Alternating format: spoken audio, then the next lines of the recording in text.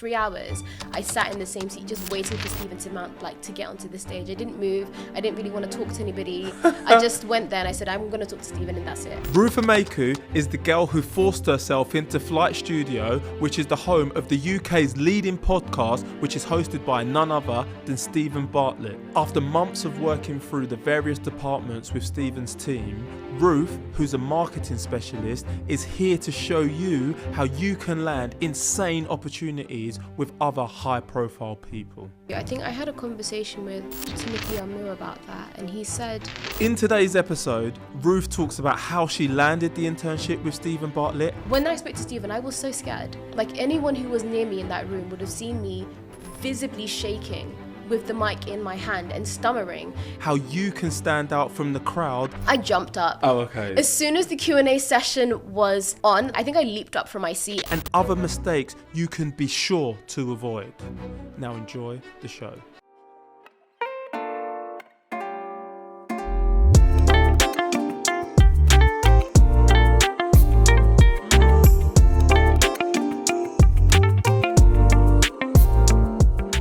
Hi guys, welcome to another episode of What My Best Friend Does, where we talk to best friends in the hope of inspiring you to take immediate action. Today, I'm talking to my best friend, the marketing specialist, Ruth Ameku. Ruth, how you doing? Hi, how are you? I'm doing very well, thank you. How are you? Great, I'm happy to be here today. Happy to have you on the show. We like to start with a little icebreaker. What did you want to be growing up? Oh wow, so I think growing up, I actually wanted to be a businesswoman of some sort. Okay. I used to wear like very tiny suits because I was very young. I think it was like 6 or 7 when I decided that I really wanted to be a businesswoman. My parents were really, really supportive. So they'd buy me like tiny little suits and I'd walk around and I'd wear them and I'd feel really proud and happy. So yeah, when I was younger, that's really what I wanted to do. Okay, so you wanted to be a businesswoman. I did. You've ended up as a marketing specialist, and also, like, for the listener, for those who might think they recognise Ruth or not, like, let's take it back to October 2023.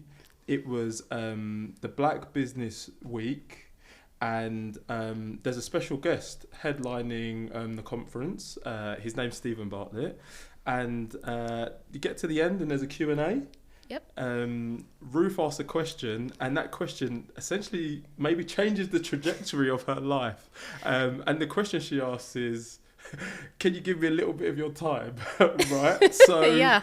That's just a little bit of a teaser for like what Ruth has been doing. But before we get into that, Ruth, like, can you like take us through your career journey up until that point in that conference? Yeah, so to be honest, I had a very kind of like normal upbringing beforehand. I went to Aston University, I studied international business and management, and I was quite lucky because the year that I went to uni, they offered a free language course. So actually what happened is I had failed French, I think twice. So I failed it at GCSE, and then I thought, I can't be that stupid, surely. So then I picked it up again for my A-levels and decided to go again, even though I had failed it. And then I failed it the second time. And I went to Aston University and they offered language courses. And then I chose Mandarin. I chose the hardest language I could think of, because I convinced myself that surely I am not stupid. Surely the language was just too difficult for me and I could do better. So I chose Mandarin and I studied that for several years. And once I graduated, or I guess in the midst of university, I should backtrack a little bit. I ended up continuing Mandarin and working and studying abroad. Oh, wow. So I ended up living in Hong Kong for a couple of months to kind of perfect my Mandarin, and I knew that if I lived there, it'd be a lot easier to speak the language because I'd be fully immersed and I'd be able to interact with people who spoke it a lot fluently. Or much more fluently than I did.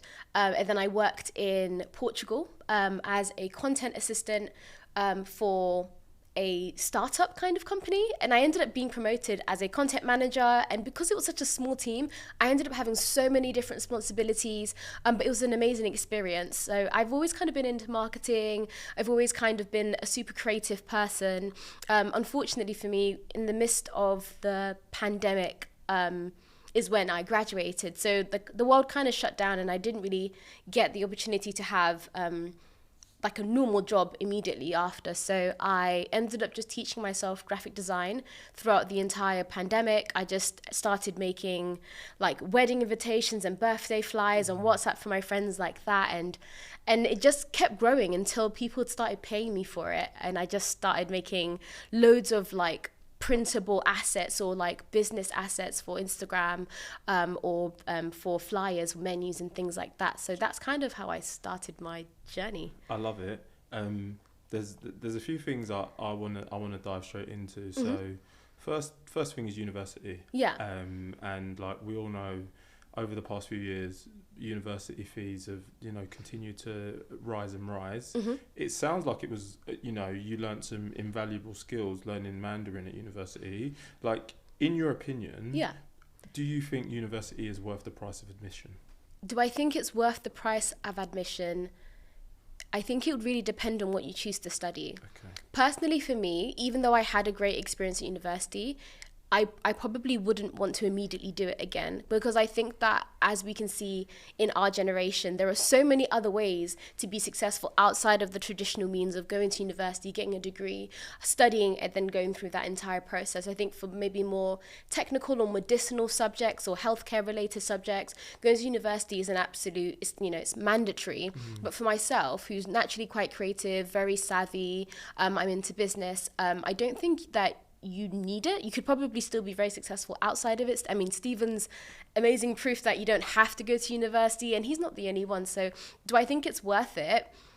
I think that just depends on what you want to do. But I'd also think you should never allow something to limit you. You can always go above and beyond. So yes, it may not be worth it, but then what are you going to do about it? I love it. And then you mentioned the fact that after you'd studied in Hong Kong, you ended up taking a content job in Portugal. Like, when did you start thinking about what was next? And why was it content? Because you like you said, you wanted to be a businesswoman.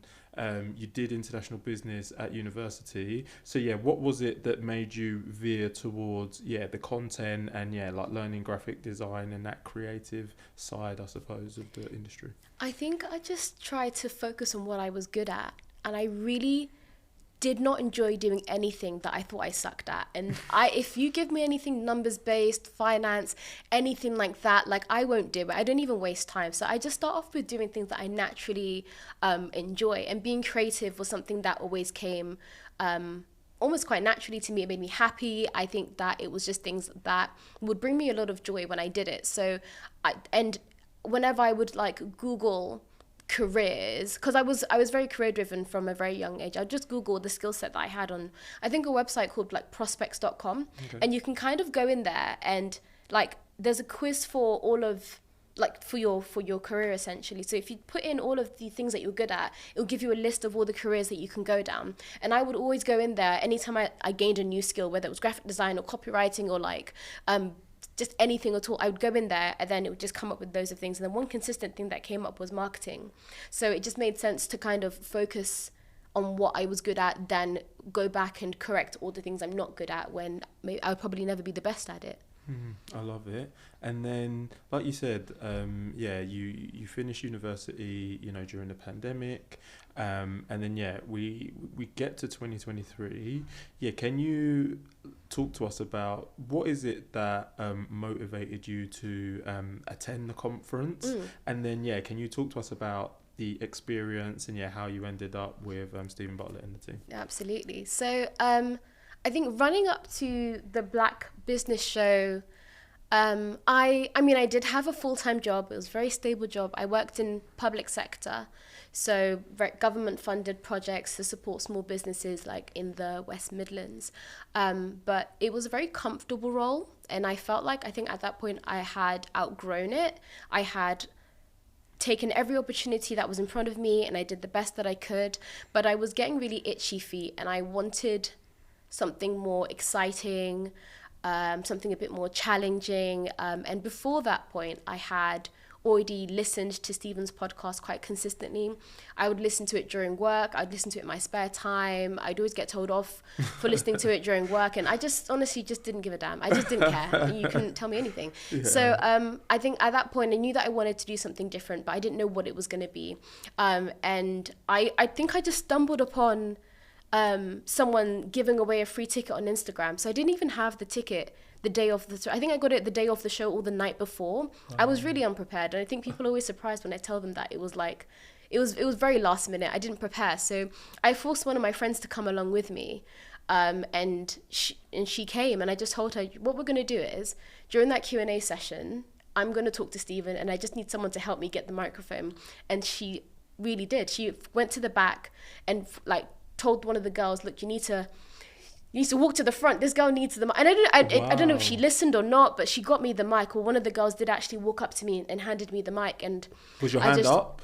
I jumped up. Oh, okay. As soon as the Q&A session was on, like I think I leaped up from my seat, and I wasn't the only one. There were other people in the room that stood up, but I think I just might have wanted it more. Okay. Yeah, and like, was it the first kind of event that you'd been to, or was this like something that you'd done regularly? That was my first time at the Black Business Show. I was just lucky that, and somewhat prepared that what I wanted actually happened. I had no intention to talk to anybody else that day. I went there and I sat in the same seat for the entire time. For 3 hours, I sat in the same seat just waiting for Steven to get onto the stage. I didn't move. I didn't really want to talk to anybody. I just went there and I said, I'm going to talk to Steven, and that's it. And so you had like a goal in mind. I so did. When you made that last minute decision, you were like, the way I'm going to maximize the ROI on going to this event was to speak to Steven by hook or by crook. Yep. And then to those who don't know, and if you've not seen it, Steve's got a Behind the Diary episode. I think it's episode 12. You can see Ruth. I watched it again last night. I'd already watched it before, but watched it again last night, and you can see the whole interaction. And then I suppose like my question is, so you ask him for a bit of time. He goes, "Yep, I'm going to do better than give you a little bit of time. I'm going to give you a month's internship with the team." Yeah. Like, all right, he says that. I'm sure a lot of people say things like that. Yeah. So like, what is the like immediate thing that happens? Like, do you get to meet him after the show again to talk to him a little bit more? Did the team reach out to you? Like, talk us through, some of like, what are the emotions you're feeling as well? I think at that point, I was just scared that I was going to lose my job, because I had just sold myself to Steven, telling him that I would love to work with him. Meanwhile, I had a manager, I had a team, and I think my first thing was, I'm so screwed. Like, I'm gonna get in trouble. So I was a bit just apprehensive, but at the same time, I thought I had nothing to lose, and I really, really wanted it. And at that point, it was the gap between what's the worst that can happen, and I just thought I'd rather take that risk. And I think whenever I speak to other young people, because I get questions on LinkedIn all the time, and I just say, just take the risk. Because honestly, what's the worst thing that can happen? I'd actually rather get told off and take the risk than to sit there and think that, oh, I don't really know, I'm feeling a bit nervous. I'd rather just go in all in and just see what happens. So after the show, I mean, if whoever watched this video, if you've seen it, Steven got immediately crowded, like on that day, and I couldn't even get through to him after the show. But he told me that his team would contact me, or that I could contact his team. So somebody from the Black Business Show gave me Steven's manager's email. Oh, okay. And I just started spamming them immediately. Emailed them. And like you said spamming, right? Yeah. Because there's one thing getting the details. Yeah. I've also been given details for people, but it doesn't mean that they got to get in contact with you. So yeah, like, did it take a lot of persistence to get the meeting and the next steps? It still did. Yeah. But I think I was willing to go down and do the work. So I would email his manager regularly. I would try not to cross the line, because there is an element of being just irritating. So I would try and balance between, oh, I'm just really excited to, could you just tell me when I'm going to come in? Like, I would just really, try and find a nice middle ground. But I would email them regularly. I would tell them what I was doing. I would just make sure that they wouldn't forget about me. So it actually took several months between the day that I met Steven and then when I actually got the internship. But I think in that waiting season, it's really important to not become inactive, because I could have easily just been you know, Oh, they're yeah, I've like, got this oh, coming I've got up. this coming up. This isn't, you know, this is great. I'm just not going to do much. But I didn't have that attitude. I think shortly after I met Steven, I then met Patricia Bright at a similar event, and I got to speak to her. And then after that, I then hosted an event called Empower Her, and I facilitated a panel session. I just did a milestone after. I think I supported the cover of the Birmingham Business Magazine. So it wasn't just, okay, now I'm working with Steve and I'm just going to wait till I get to work with him. I kept doing other things. I kept trying to reach new goals. I kept challenging myself in new ways. I kept scaring myself in new ways and taking risks, because just because something's happening doesn't mean that you should stop and slow down. Like, I don't want to be a lazy person or particularly relaxed person. I'm actually just naturally very ambitious. So even though I had the internship with Steven coming up, I just kept doing other things until that day happened. I love it. As you've spoken there about meeting Patricia Bright, hosting the panel, like, was it the confidence you got from meeting Steven that propelled you onto those things? Or if you weren't chosen to ask a question on that day, would you still have gone on, you think, to execute on all of these other things that you did? I had met the mayor of the West Midlands. I had met so many other people before meeting Steven. So when Steven said yes, I kind of felt like, oh, like, you said yes? I've been asking for something like this for such a long time, and you were the first person to really offer it to me. But I think that 10-second or that 90-second conversation with Steven is nothing compared to all the hours of meetings and of trying and of hard work and of, you know, being rejected for years. That was like the one time somebody said yes to me, and it was public and it was recorded and it was at a big event. But that wasn't the first time I had done it. I had done it so many other times. That was just what happened. Ruth, I love hearing that. And just to echo like what was said on a podcast that we recorded recently, we spoke about the door of opportunity, and what people tend to do is knock on the door of opportunity quietly. But the most successful people, they knock loudly and they knock often, because, you know, like a door, if you knock a little bit, you can get ignored. But if you knock, and you keep knocking, eventually someone's going to come and go, what do you want? And that someone is opportunity. And it just sounds like you knock loudly and long enough. And I love that. And just, so to the listener, obviously, you know, they've not been to an event, but they're trying to get themselves into new circles, put themselves in front of some more important people. What tactics and advice could you give them to potentially start their own journey of potentially getting in front of the right people? I think there is an element of just always being prepared, because for me to be able to go to the Black Business Show and speak to Steven in 90 seconds, I had been doing that for years. So I think if you want something to happen to you, you can't wait for that moment, or that there's no such thing as a perfect, I'm sure everybody's heard it, but it really is true. There's no perfect time, you know, to do anything. The best time to do something is now, and there's no point waiting, because you're just going to waste time. So if there's something that you really want to do, just start practicing. So and the truth is, and I'll be completely honest, when I spoke to Steven, I was so scared. Like, anyone who was near me in that room would have seen me visibly shaking with the mic in my hand and stammering. And when I'm nervous, I have a tendency to speak very fast. So in all of that embarrassment, I still just had the courage to make the most out of the opportunity. And I say that to anybody that speaks to me. You're always going to be scared in every situation. So you have to just feel the fear and do it anyway, because the fear's not going to go away. I still get nervous when I have to speak in front of thousands of people, but I just can't allow that to hold me back. So I've actually forgotten your question, so I'm not sure if I've answered it now. I was just saying, that's absolutely fine. I was saying to the listener, if they want to get in front of the right people, what should they do? And you said it perfectly. Start now, and you know it's going to be daunting, but feel the fear and do it anyway. So you got the question. Okay. You answered it perfectly. Great. Thank you so much. I think I might add, whenever I've tried to get in front of the right people, it's always helped, and doing it in a public place, because you won't believe it, but it would have actually been harder for Steven, or easier for Steven to reject me if there were less people there. But the fact that I said it in front of thousands of people in that room the pressure was on. And people may not want to admit it, but maybe if there was only 10 people in the room, he may have said no.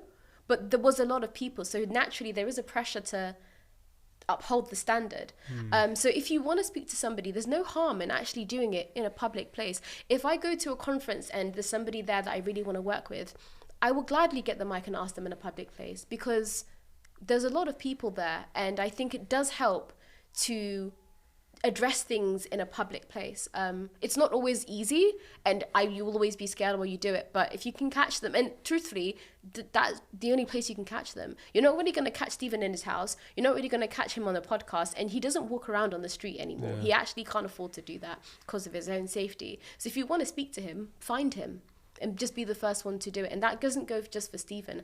I think that goes for anybody that you want to speak to. Just find them and speak to them in a public place, because that's the best place that you can find them. And in terms of catching people in a public place, I suppose the best thing you can do is make sure you're following the people that you want to meet on social media. So when they do announce that they're going to be talking at a conference or in this place or that place, you're the first to know, and you can make sure that you've got that access. Because I know there's going to be some people who are like, well, how do I see them? You see them by making sure that you're engaged with them. And this is why they have so many followers, because so many people want to know what they're doing. So they could potentially maybe engineer a conversation, or just because they find them inspirational.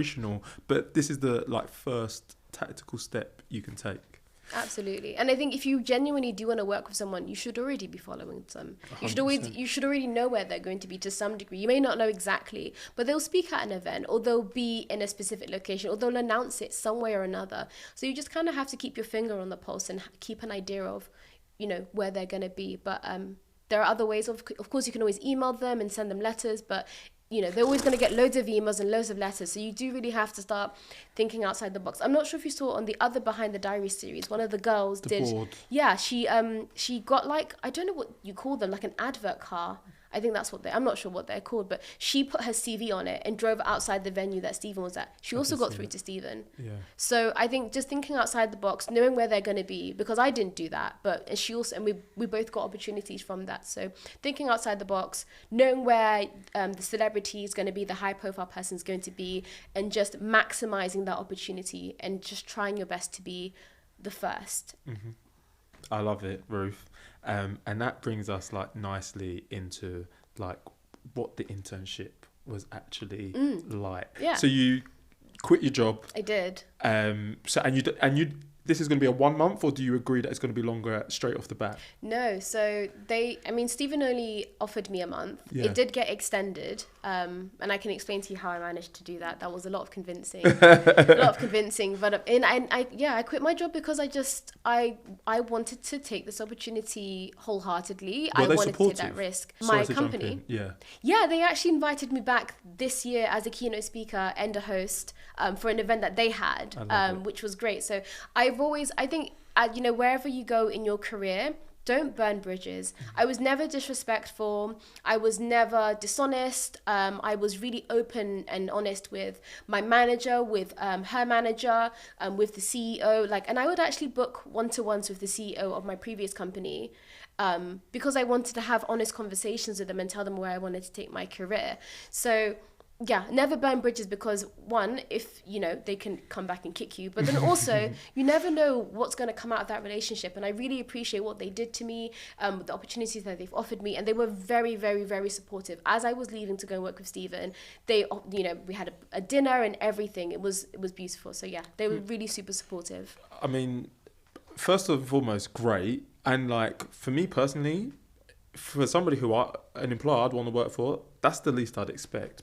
And the reason I say that is because, one, your employer should want the best for you, and two, if we're being real, it's great for them. Oh my God, look, we produced this person, we produced Ruth, who's now gone off to. So your manager's probably she's probably there, going walking down the halls, I'm the man, I'm the woman, I'm the man. Do you know what I mean? I do. So it does. They need to support you, and I'm sure they're thriving off the back of it as well. But we get to the Diary of a CEO Studios or Flight Studio. Yeah. I don't know which one you're part of. Can you talk me through, what are the emotions like on day one? Who is it you're introduced to? And give us an insight into what the internship was like. Yeah, no, absolutely. But I think it might be worth explaining what Flight Studio is. Yes, please. Yeah. So I think Steven's mentioned it before, but what's happened is that he's now created a media brand, and the media brand is Flight Studio. So all of the new podcasts that are going to be coming out from Steven will be under the Flight Studio brand. So that does include the Diary of a CEO, but also the new podcasts with Paul Brunson, Davina, and all the other... soon, Steve, if you see this. No, I'm joking. But yeah, so technically we should be referring to Flight Studio because Diary of a CEO is just another podcast within it. Okay. Yeah. Okay, so you get there to Flight Studio, and walk us through day one. What are you feeling like? Are you nervous? Are you excited? Who is it that you're introduced to? Like, what team are you part of first? Yeah, tell us everything. Yeah, so at this point I had quit my job, moved to London, and I'm not from London, so I didn't know where anything was, so I got lost on the first day on the way to the office. And when I got there, Grace Andrews was there, and she was... I think she was just waiting for me at the lift, or I can't quite remember, but she just waited for me at the lift. Wow. And I came down and I just said hello. And I had already met Grace because Steven's team gave me tickets to come and see him at the... he had like a live business and life tour earlier on in the year. And they gave me tickets to go... so I had already met Grace. I had already met members of his team on that day. I just hadn't met Steven yet. So... we went up the lift, went upstairs, and then I got to meet everybody. Everyone came up and gave me a hug and said hello. And they are really, really friendly people. When he speaks about his team, it's because they're extraordinary. They're really lovely people. They work really hard and they really do know their stuff. So I just jumped straight in, and they wasted no time. Gave me a MacBook and a big goodie bag with like loads of different things in it, from his Dragon's Den investments, books and things like that, t-shirts, hats, and honestly, it was such a big bag. They really just put so many things in it, but it was a really great experience. I had a really good and fun first day. Amazing. And in terms of the internship itself, how many different departments did you get to preside over during your stint there? Yeah, all of them. Wow. Yeah, except for the finance team, because I mentioned I hate numbers. I have no desire to improve in that area of my life. So. And is that they were like, oh, you could sit in finance, and you were just like, no, I don't like finance? I did. So you could pick and choose what you wanted to do? So they just said, what would you like? And I said, music to my ears. Let me tell you everything. I've always worked in marketing, so I said I'd specifically like to spend a lot of time in marketing, but it's a once in a lifetime opportunity. So I didn't want to just be really closed-minded and stay in a box. I thought if I have time to be in the production team, I'd love to be in the production team. In the experimentation team, I want to know what the data scientist does. I want to know every single department. I just want to be in there. And they said, yeah, that's fine. And then they brought me in, and I stayed in the marketing team for a couple of weeks. And then every other week I was on a rotation with the commercial team, production team, and just went around with the entire... And the team's not very big. It's about... It was 30-ish when I was there. It's probably not, it's not 30. I know it's not 30 anymore. But yeah, I just went through every single department and just did loads of work with them. Wow. And what was the biggest learning you had working with the Flight Studio team? Good question. So I think Steven's team, or the Flight Studio team, are very fixated on 1%. And you'll hear Steven talk about it in podcasts. If anybody follows him quite closely, you'll see that he's a really big advocate of 1%. So 1% kind of stands on the tiny, minuscule little things that you can do to improve literally whatever you're doing. So Steven talks a little bit about how they measure the CO2 levels in the podcast, because that actually improves the performance of the guests during the during the recordings. Wow. And that's something that they celebrate. And when I was there, I promise you, the smallest thing that was good would be immediately celebrated. Really? Immediately Do celebrated. you have an example of something you did that was Trying to celebrated? remember. So on one of the weeks, this was the week that I got to meet Paul Brunson. So we went into his new office, and we were looking to like celebrate his first recording. So my job on that day, I was working very closely with the EA of the team. So we wanted to get something to celebrate the podcast. We weren't really sure what. So I went ahead and got like glass cups and I think like champagne flutes, so that when Paul came out, we would have champagne ready and like just a really nice, pleasant, warm experience to celebrate what he's done and this achievement.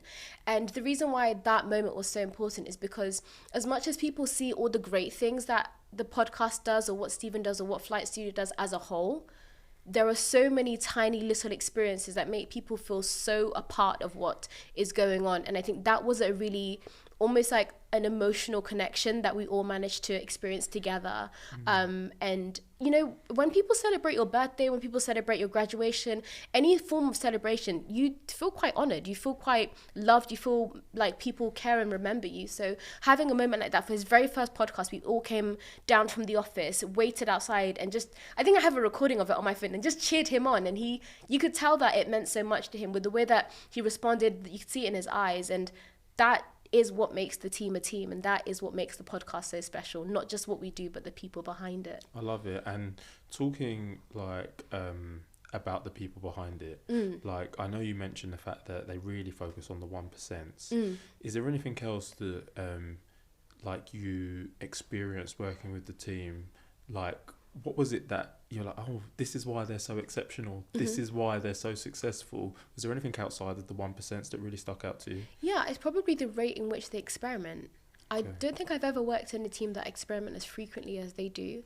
And when they say they experiment with everything, they do really mean with every single thing. I've seen it myself.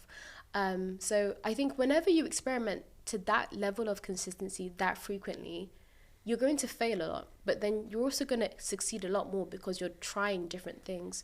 So I think that is probably one of the things that have made the podcast so successful.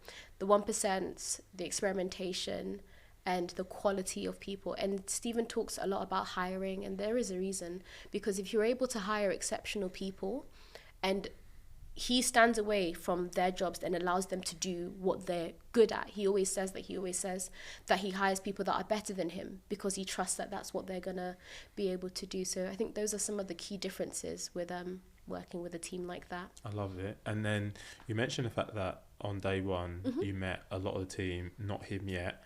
How far into the internship do you meet him, and what was it actually like getting to reconnect with him and catch up with him? Yeah, so I think I'm pretty sure it was either the end of the first week or around the beginning of the second week. And you know, because they've all worked with Steven for a really long time, so they were really relaxed. My heart was beating. I was sweating. I was thinking, he's in the build. Like I wanted to be calm and behave myself, but there was nothing in me left to do that. So I just really tried to stay calm. He was like right behind me, and I could just hear his voice, and I just thought, oh my God, he's actually here. And I was genuinely so deeply excited. And I just wanted to just scream and shout, but I couldn't because they're all so normal. And I just thought, I can't be the weirdo in this place. Well, I can, but this is not the time to do that. So I just tried to stay calm. And Steven was really, really kind. And I guess, you know, if you know everybody in the team, you know if one person is new. So he came all the way from the back of the office and sat next to me, honestly, probably a lot closer than where you are. He sat right by my side and he just said, hi. And he was just asking me how I was and what I was doing. And I think one thing that really stood out to me is after he said hello, after he asked me, you know, what I was working on and everything else, he then thanked me for coming. And then he said, you know, the team's really grateful to have you here today. And I just thought, wow, like the honor was mine. But he came back and said, no, but we really loved the fact that you've come all the way here. And I just thought that's really kind of you to say that. I love that. So what's the thing that surprised you most about Steven? He's very tall. Is he? Yeah, he's very. But also, I think it's because I've never really had to be that close to him, and it's just a small thing. But I just didn't realize how much bigger than like, he's a lot bigger than me. I think he's actually quite a tall person, but I just didn't know because I'd never met him in person. I just watched him online or seeing him at events, really. And then obviously, like, you're an intern, Mm-hmm. but I'm sure you want to, do great work, Mm-hmm. stand out, set yourself up for whatever it is you want to do next. Yeah. When you catch up with him over the time, I don't know, like, are they reviewing your performance? Like, how is it that you measured success with regards to the internship? I think I came in to learn. So anything, and I tried to document every little thing that I was learning the entire time of, like, the entire duration of the internship. So Mm-hmm. I think I just wanted to learn as much as I could, and I was quite content with that, make the most out of the opportunity, because it was still quite short stints in every team. Mm-hmm. So I had a lot of things to absorb in such a short period of time, in my eyes at least. And as long as I was learning, that to me was a good enough measure of success, because I know that the opportunity that I had was also very rare. Like, they don't really offer internships. So I don't think that I had a very strict measure of success at that point. I do now, but at that point, it was just the season of learning, and I was happy with that. I love that. And then the other thing I didn't ask previously, I know that you're doing, like, the bi-weekly stints in the different departments.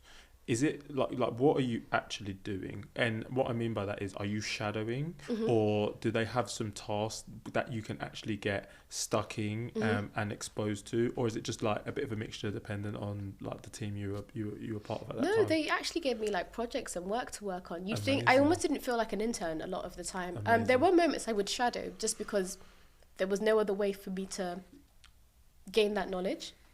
But some days I was helping with the run club. So there was Mental Health Week, I think Mental Health Awareness Week, on one of the days that I was there, and they were organising a run club with some influencers in collaboration with the Conversation Cards, which is a product that is sold through Flight Studio. So I was immediately, I think that was on my second day, that I was planning like thank you cards. I had to get my jogging set on, take the conversation cards to the location. Like, it felt like a full-time job immediately. Like, they didn't waste any time with me. I think that's why I like working in small teams, because they're never shy to give you responsibility. So yeah, all sorts of things. I think I helped out with the DOAC raffle. So many different things. I wrote pitches. I wrote parts of Steven's script at different times. Wow. I managed his social media at some point. I think probably almost throughout, to be fair.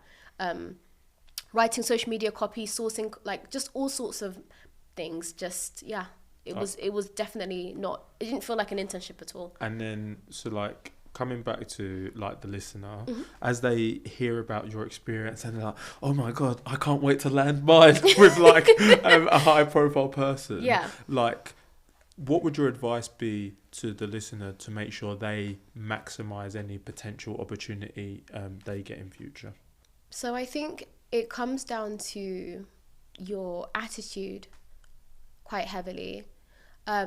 In my eyes, as I was there was no task that was too menial, because there would be days that I would be writing copy and content, and there would be days that I'd be carrying boxes to the post office with like 50 to 100 conversation cards in it, and I'd have to make sure that it was paid for and sent off. And then there were so many different things that I had to do, but no task was too menial. And I think when you have a good attitude, you can actually just naturally make the most out of every opportunity, because it depends on your mindset. The truth is, life isn't perfect. My life, however, is as social media will declare, it's not perfect. No one's life is perfect. So you can't just wait for your big break to start having a good attitude, or else you're never really going to make it. So I don't think that I think the way that you think about yourself and your attitude probably weighs a lot more than people realize. I love that. And then the other thing that I think about, obviously, Flight Studio, Steven, he has the podcast, he has the other podcast. There must be so many people of influence who are in and out of the building. He's recording them. Yeah. Is there, like, a protocol when these people are in, and, like, yeah, how is your network improved as a result of being part of this internship, or were there, like, rules in place? There were no rules in place. But you're just respectful. Yeah, just really respectful. I think it really comes down to the kind of people that Steven's hired. So I presume one of the requirements would be, as he's hiring, that, you know, you'd have to be quite calm in the midst of high profile people. So first day that I met Steven, and I just wanted to scream and shout and jump and be like, oh my God, Steven, I love you. Like I actually had to really show some self-control, because if I then because I think in that same stint, Simon Cowell came to the office, or not directly to the office, but to the recording studio. Paul Brunson's been there. I can't just leap on them, and I can't start screaming and shouting, because that would just be highly inappropriate. So there's no immediate protocol, but you do have to have some self-control. You know, it's not necessarily appropriate to ask for their numbers and things like that. So you just have to respectfully allow them to do their job, help them to support them. Can you connect with them on LinkedIn?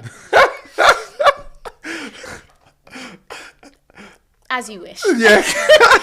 As you wish. I think you just have to, in any situation, especially if you're working with someone really high profile, emotional intelligence is key, because you have to be able to make them feel comfortable in order for them to do their job. If I made Paul Brunson uncomfortable prior to his podcast, it would be me hindering what he needs to do. So it's in my best interest to help him be comfortable so that he can do an excellent job to support the entire team and do, you know, the podcast recording. So I think, apply emotional intelligence, and be really sensitive to the way that people are feeling, their emotions, the way they're acting, because you have to essentially accommodate that. So I do my best to be really respectful, really human, and really natural. Even honestly, I have found it difficult at times, especially while working with Steven, being a really big fan, but then also being in his car and sitting right by his side. It's almost a borderline surreal experience, but I really had to really try to just act natural and act normal and not do anything absurd, because but as you say that, though, important people. You've just mentioned the fact that you get to sit next to him, this, that, and the other. Does it help to crystallize the fact that he's just a human, though, right? Yeah. And that, like, everything he's achieved, not anyone can achieve it, but if you continue to work as hard as you do, why not you? Yeah. Like, did it help to crystallize that for you? Yeah, it did. But also anyone can achieve what he did, especially because he came from a very disadvantaged background, which he openly speaks about all the time. I didn't come from a middle class or upper class background either. So yeah, treating people like human beings, because at the end of the day, they are just humans.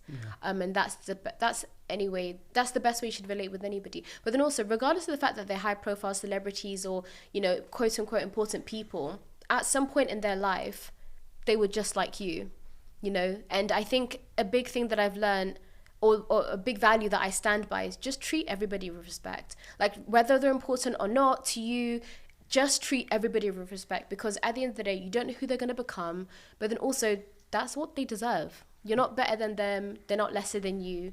Just treat everybody with respect, and that should be like foundational. And, you know, just to add to what you said there, and tying back to what you said previously, I think if you are able to secure an internship, meet somebody, like, you shouldn't think about what it is they can do for you. Yeah. You should be thinking, what can I do for them? Like, how is it I can add value? Because if you come with a value add mindset, the reciprocity, it comes like automatically. It does. And I think sometimes, like, what I've seen is that people, they see these people of influence and like, oh, do this, invest, help. Yeah.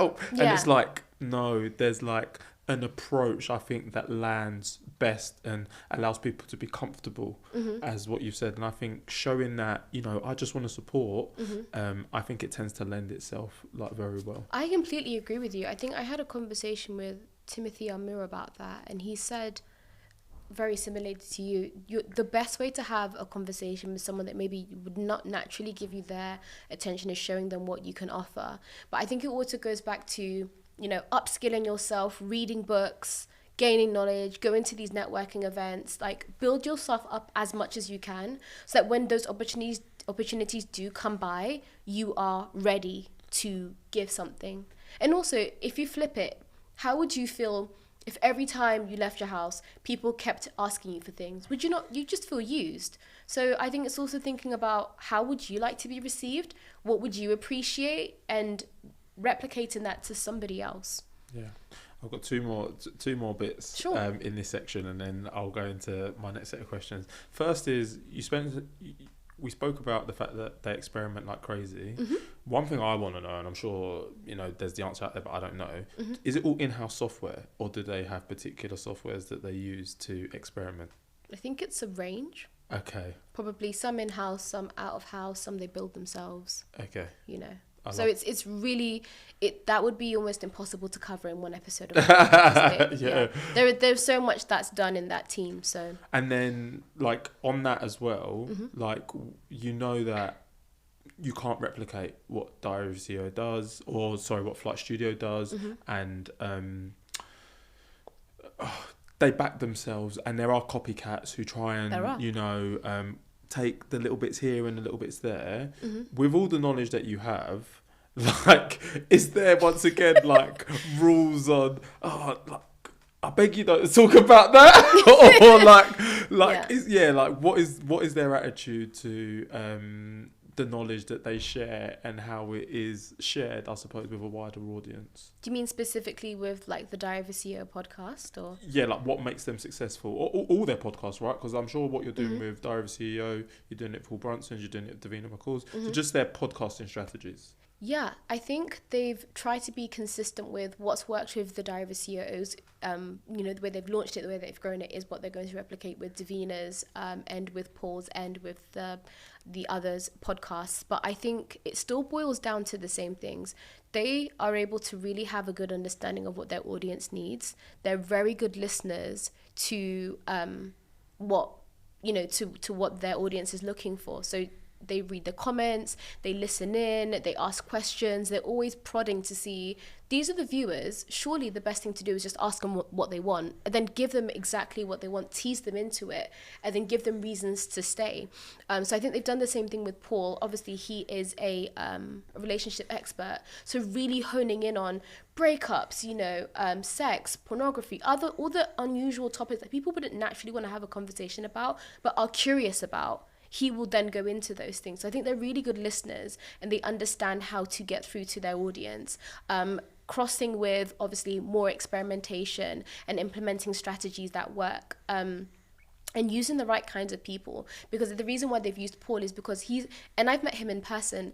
I promise you, he's by far like the warmest person you'll ever come by. He's so pleasant.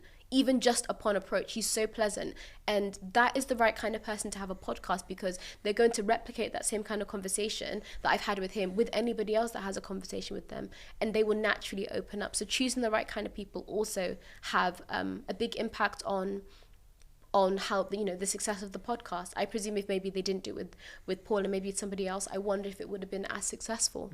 Because Stephen talks about it, hiring the right person, choosing the right people does really make a big difference. I love that. And, talking about that again, like, we all know Diary of a CEO. Mm-hmm. You've mentioned Paul Brunson. Mm-hmm. What arm of Flight Studio surprised you the most, or, like, gave you the most joy outside of the actual podcast? Because everybody thinks, oh my god, Diary of a CEO, yeah, but there's so many feathers to the bow. Mm-hmm. What took you by surprise during your internship? I wonder, because I think there's just so much to it. I think it probably boiled down to the people again, and I keep coming back to that, but I wouldn't come back to it if I didn't think it was such a big thing. I remember one of the days I was just in the office, and the lead data scientist just mentioned that he'd love to have like a little lunch and learn to go over all the new data that he's kind of gathered over the past couple of weeks, and how it can really inform decisions.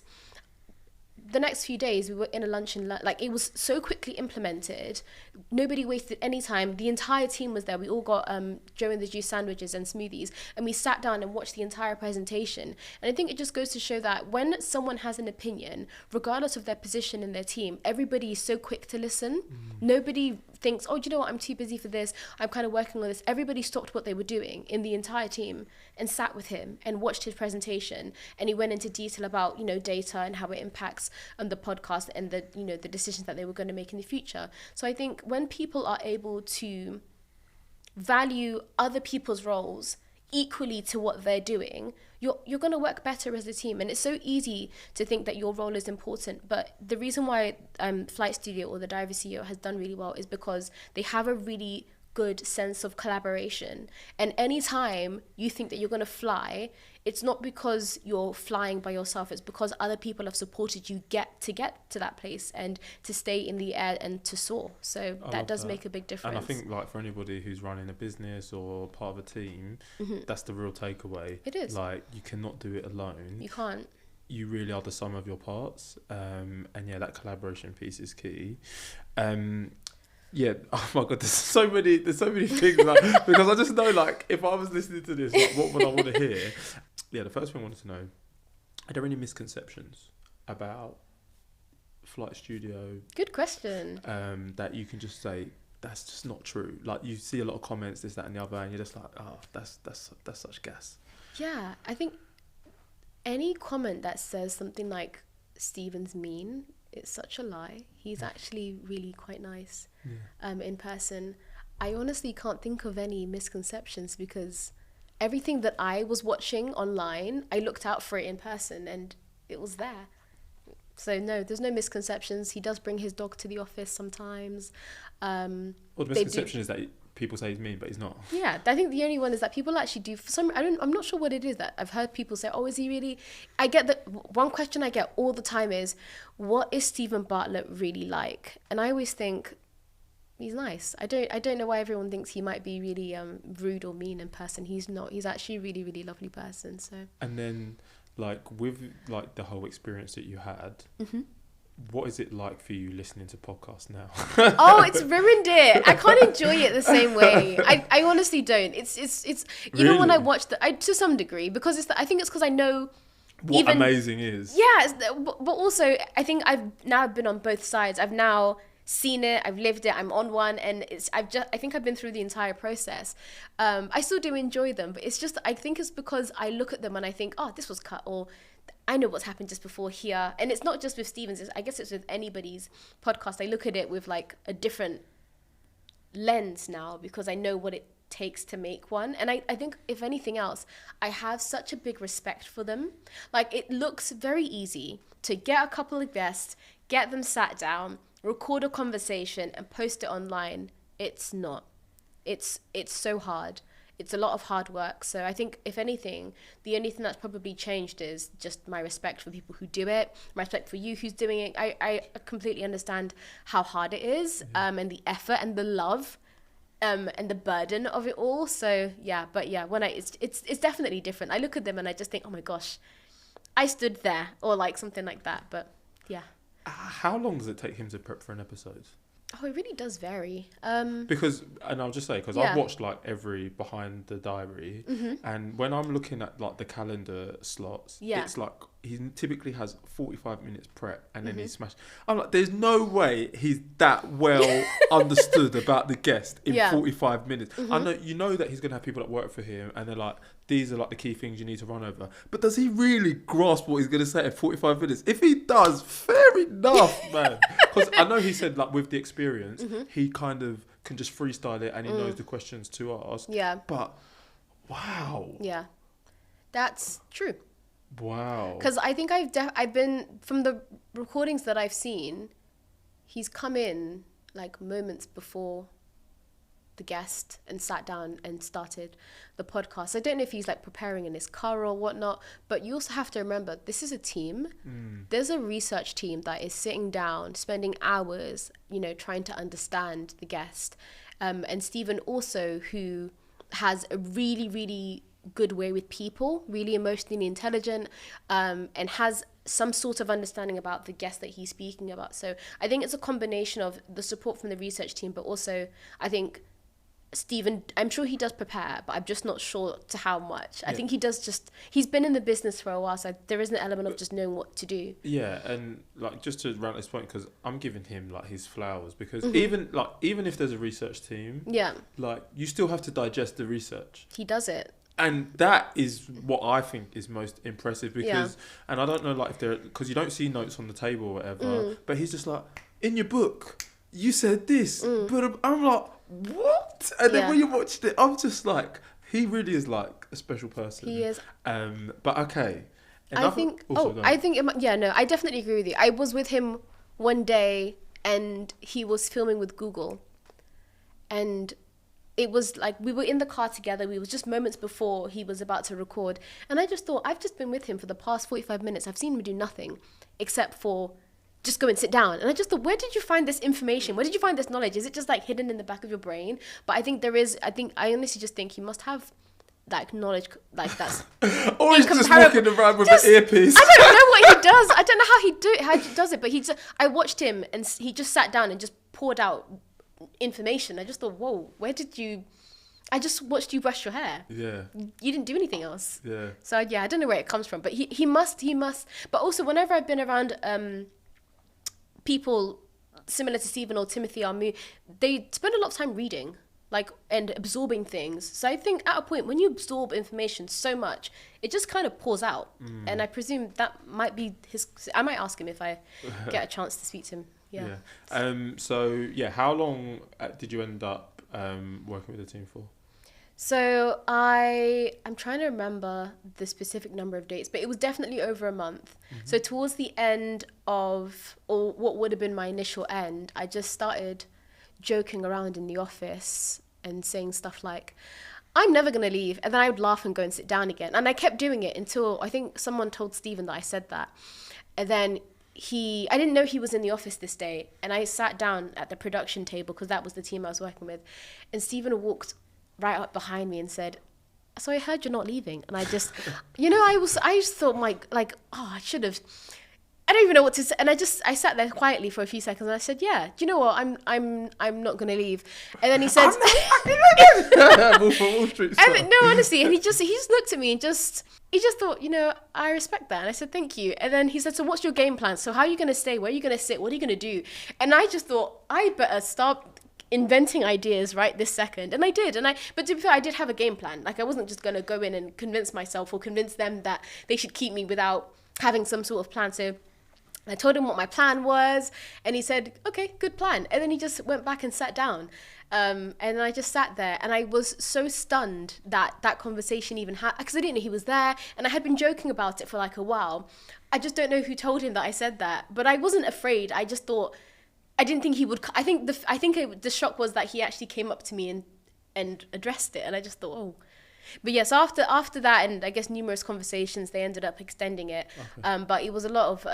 I think honestly, at a point, I was really determined. And I'm sure people could see it in my eyes that I wasn't joking when I said I was going to stay.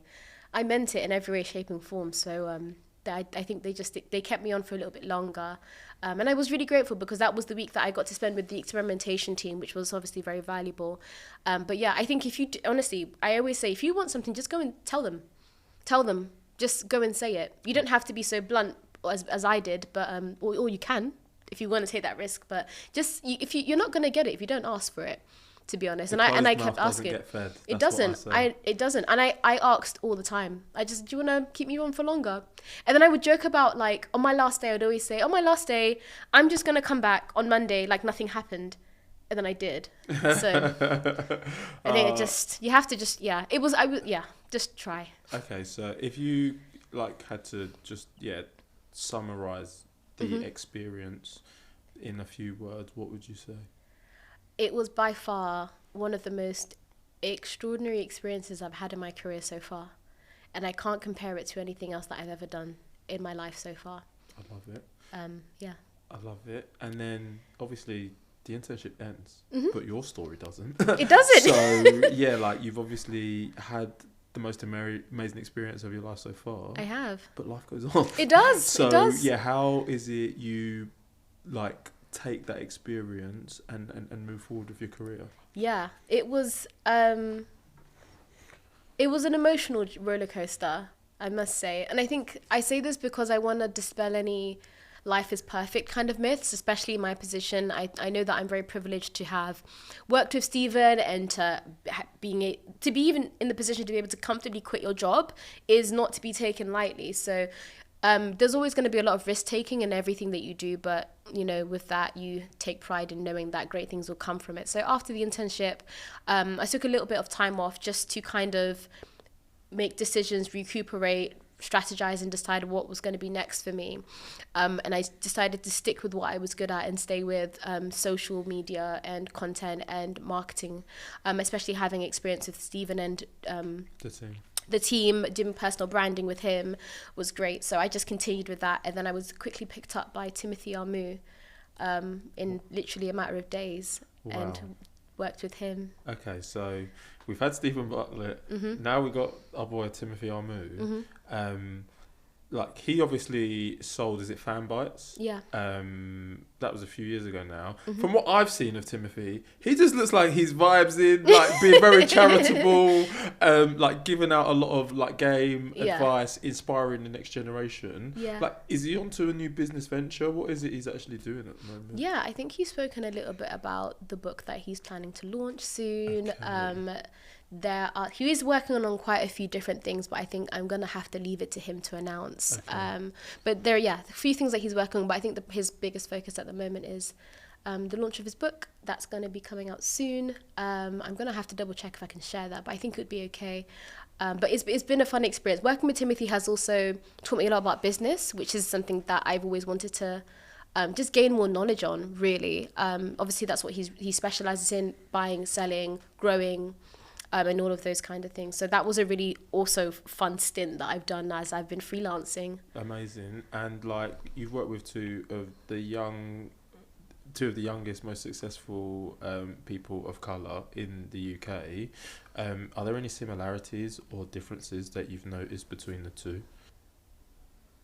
Similarities, I'd say their work ethic, very hardworking.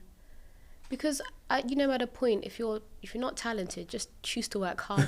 Just make that decision. Just if you've got nothing left, just put grease on your elbows and get to work. Very hardworking, very knowledgeable. Seems to like reading a lot. I think I learned a lot of that from Timothy. He does do a lot of reading. Speaks a lot about books. If anyone follows him on social media, you'll see that. Speaks a lot about books and the books that he's reading at the moment.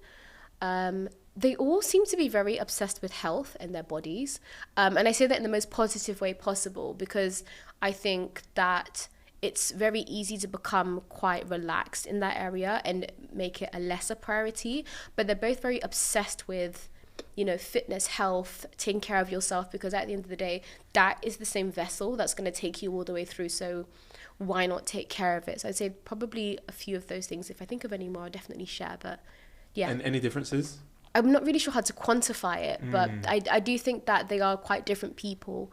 But they're also very successful in their own fields, and they've made it work, they've made it happen, and they've grown and sold and continued on. So. And you mentioned the fact that you're freelancing now. Yeah.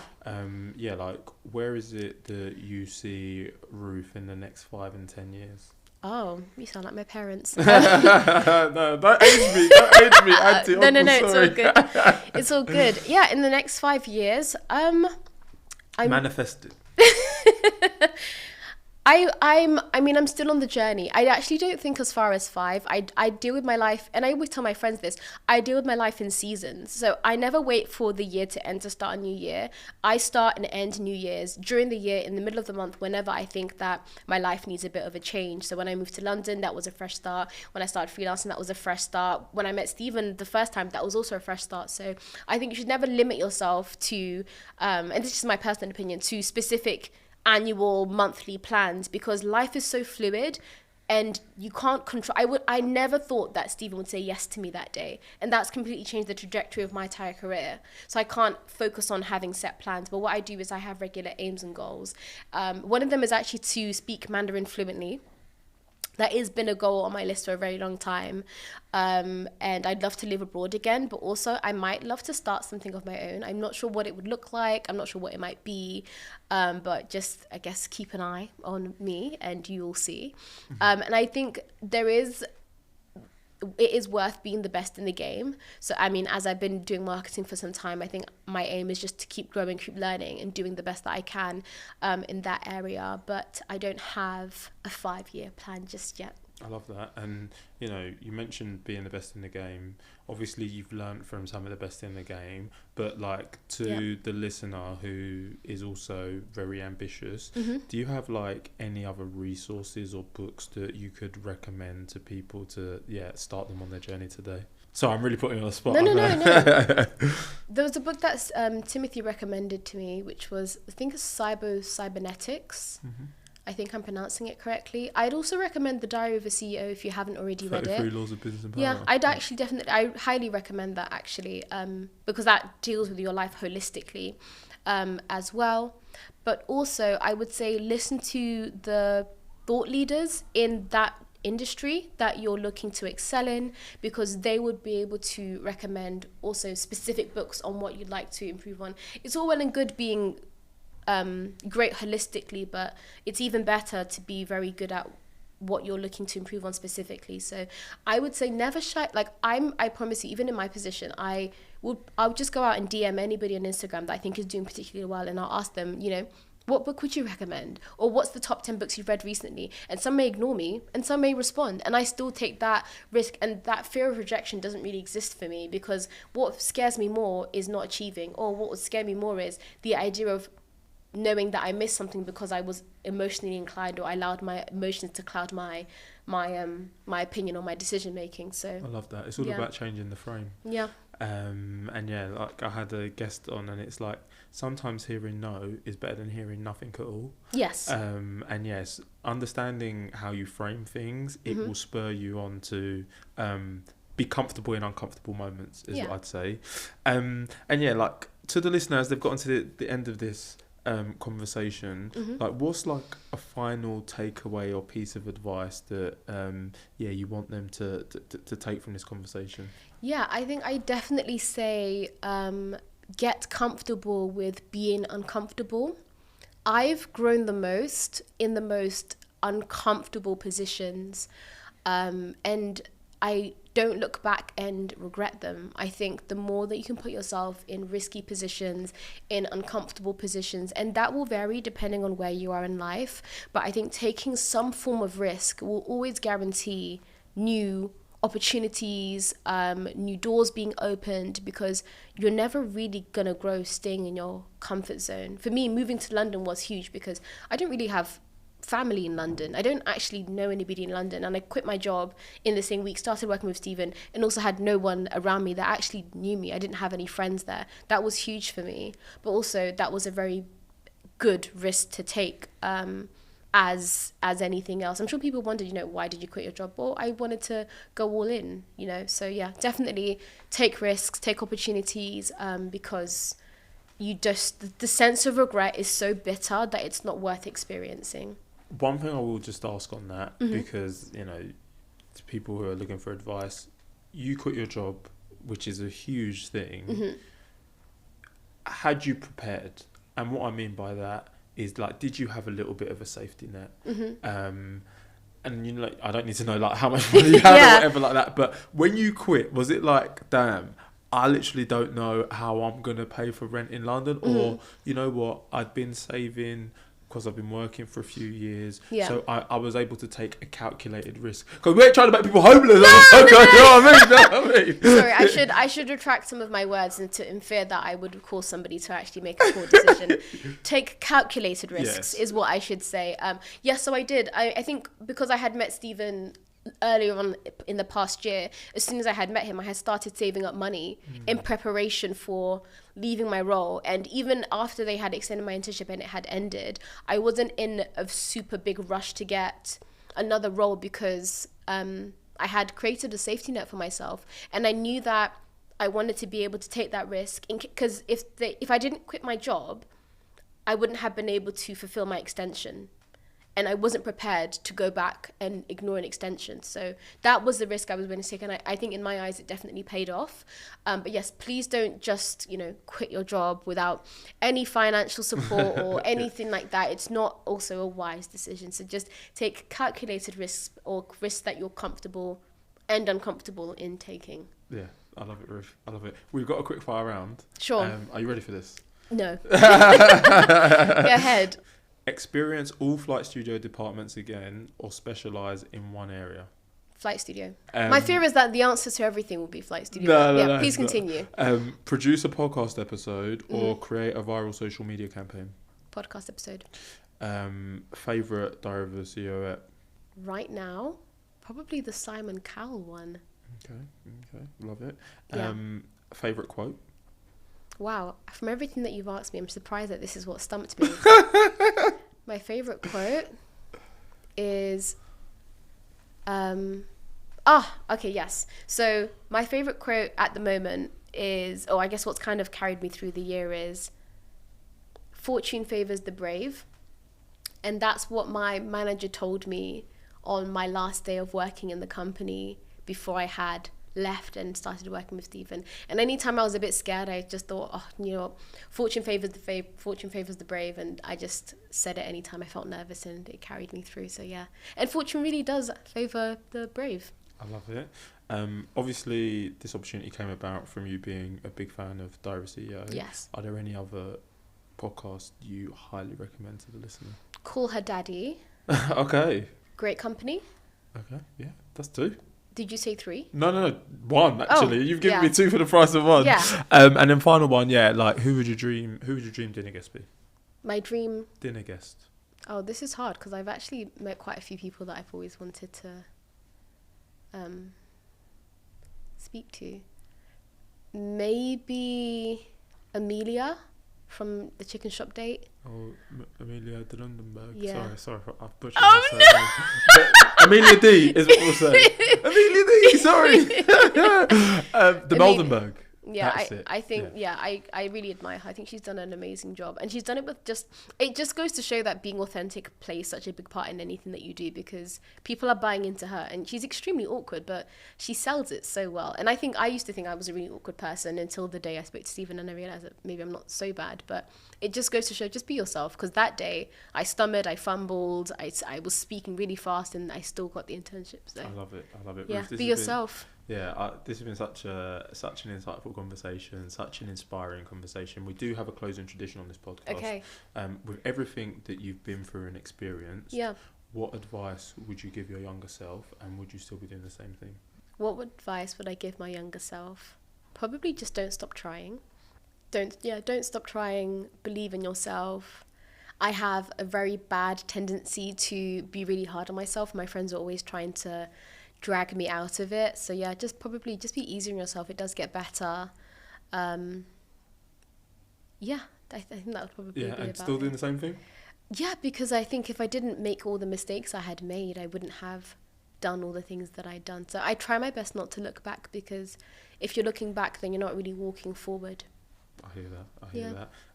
Ruth, to the people who have gotten to this point, where can they find you? And you want to plug any socials? Yeah, on LinkedIn. That's my favourite platform at the moment. I would have never thought that would be my favourite, but it is. So you can find me on LinkedIn at Ruth Ameku, and on Instagram, Ruth Ameku as well.